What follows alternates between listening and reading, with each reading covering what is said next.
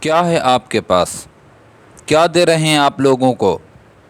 اور لوگ آپ کو کیا دے رہے ہیں؟ ہر ایک کے پاس جو کچھ ہوتا ہے وہ وہی کچھ دیتا ہے، اور ہر ایک کا اپنا ظرف ہے، اور ہر ایک کا اپنا نقطہ نظر ہے، زاویہ نظر ہے۔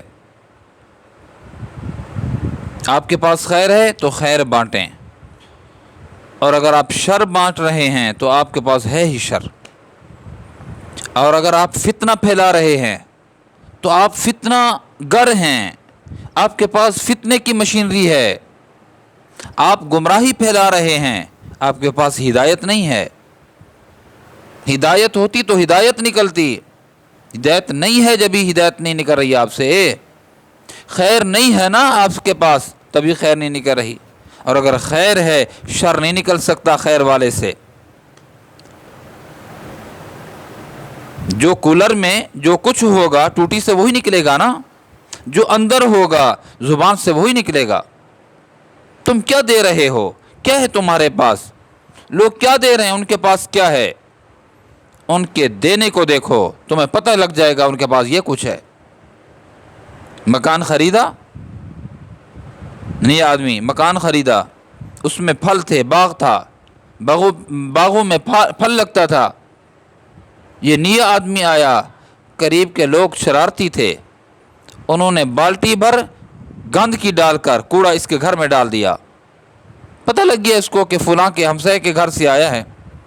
شام ہوئی، اس نے پھل توڑے، بالٹی میں لیے اور جا کر دستک دی ہمسایوں کے۔ وہ سمجھ گئے کہ کوڑا ڈالا تھا، اب کوڑا وہی ہمیں دینے آیا ہے اور شر کرنے آیا ہے، شر ڈالنے آیا ہے۔ چوکنے ہو گئے، گالیاں بکنے لگے۔ دروازہ کھلا، اس نے کہا السلام علیکم۔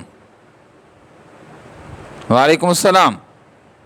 کہا کہ یہ میرے پاس پھل تھے، میرے پاس باغ ہے، ان باغوں میں درختوں پر پھل اگتے ہیں، تو میں نے کہا کہ میں ہمسایہ ہوں نیا آپ کا، تو آپ کو پھل دیا ہوں، میرے پاس یہ پھل تھے۔ کتنی بڑی بات کہہ دی اس نے، کہا میرے پاس پھل تھے، میں پھل لایا ہوں۔ آپ کے پاس گند تھا، کہا نہیں اس نے، اشارہ تھا۔ آپ کے پاس گند تھا، آپ نے گند ڈالا، میرے پاس پھل ہیں، میں پھل دینے آیا ہوں۔ میرے پاس پھول ہیں، میں پھول دینے آیا ہوں۔ میرے پاس سلام کا تحفہ ہے، وہ تحفہ دینے آیا ہوں۔ میرے پاس خیر ہے، میں خیر دینے آیا ہوں۔ شر آپ لوگوں کے پاس تھا، جو آپ نے کیا، جو آپ نے گالی دی، جو آپ نے گند ڈالا۔